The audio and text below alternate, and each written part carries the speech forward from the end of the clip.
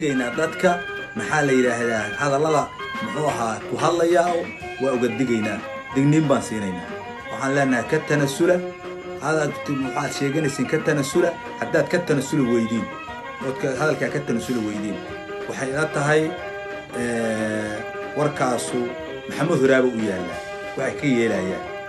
maxamuud huraabo u yaalla annaguna insha allahu tilaabta ku habboon baan ka qaadaynaa insha allahu haddii ilaahay idmo tilaabta ku habboon baan ka qaadaynaa alxamdulilah ilaahay baa mahadda iskale awalan waxaan caawa shir jaraa'id ku qaban doonaa ama uu shirkayga jaraa'id caawa oo ka hadli doonaa haddii ilaahay idmo arrin maalmahan ku jirtay social mediaha arrintaas oo ah niman walaalaha ah oo ehelka aan nahay oo qaraabada ah sheeganaya wax aysan ayagu shuqulna ku lahayn kana mid ahayn waxa ay sheeganayaan arrintaas ayaan waxaan rabaa insha allahu inaan ka idhaahdo intii ilaahay ou iga fahansiiyo arrintaas oo ah anigu waxaan ahay awalan horta markaan isu kiin sheego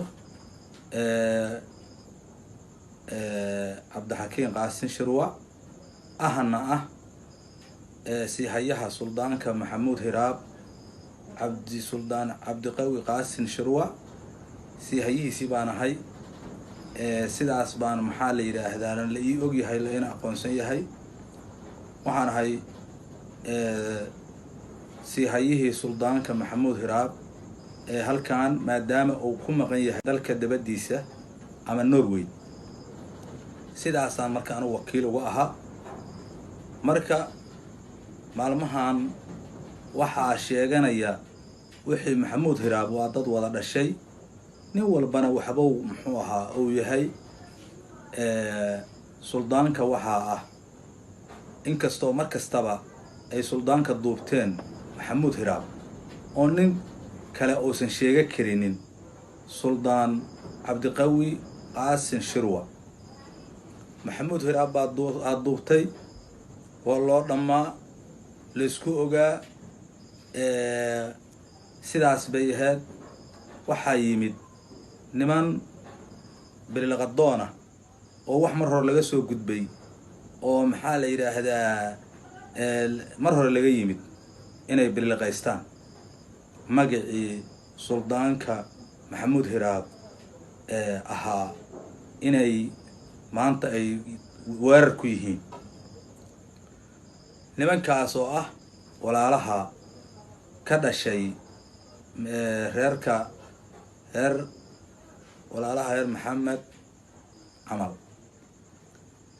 weliba nin aan hadda sheegi doono oo ka mid ah waxa aan ka cabanayno hadda ka hor walaalaha waa uga dacwoonay waxaan ku niri waxa aan sheeganaya nin baa sheeganaya walaalayaalow adinkaana muxuu ahaa ehel u ah waxaa laga rabaa ninkaas inuu arrintaas uu sheeganayo oo bulajees ka bixiyo kana hadlo adinkuna aad la talidiin oo talada aasiisiin walaaluhu way la taliyeen aad bay u mahadsanayeen waxaa la ninkaas waa nin yara xanuunsan qayb ahaan waan la hadalnay meelihiisaasoona maxaa la yidhaahdaa uu ka hadlaa marka sidaas baan ogna waan ula hadalnay waxaan intusayaa insha allahu aad arki doontiin isagoo sheeganaya magac bililaqa ah oo uusan shuqul ku lahayn oo haddana qabiilkii maxamuud hiraab sii kala qaybinayo oo haddana usii kala qaybinayo heer maxaa camal dhexdoodii oo haddana kasii qaybinayo ou leeyahay nin baa maxaa la yidhaahdaa adinkoo heer hebela anugu ma dhihima heer hebelay ahayaan dhihima heer hebel saas iyo saas iyo saas ayay ahaa jireen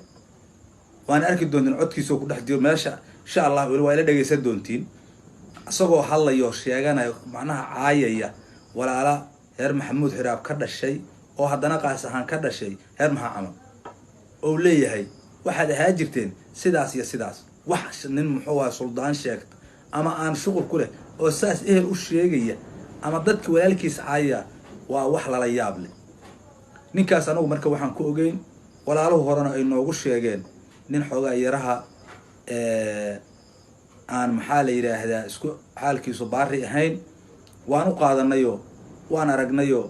mar wuxuu ku dhegan yahay niman reer raxaweyne mar buu haystay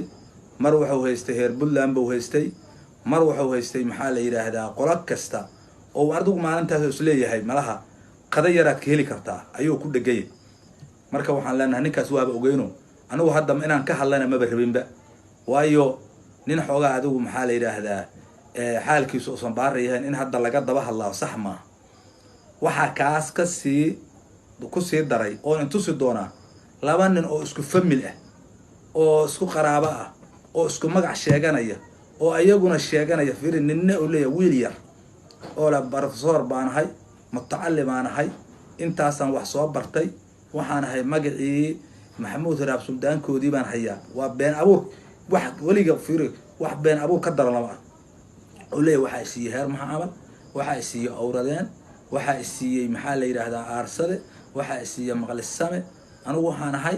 suldaankii maxamuud hiraab baan ahay ayuu leeyahay waxaad yeelaysaa iska daa ninka la yiraahdo maxamed ninka la yiraahdo maxamedow iska daa aniga hadda cidda suldaankeedii iska dhaaf marka waxaan leenahay annaga maadaama aan nahay dad muxuu ahaa dhaqan ah waxaan ka hadlaynaa dhaqan waaye dhaqan baan nahay dadkii u nasab sheeganaya baan nahay suldaannimada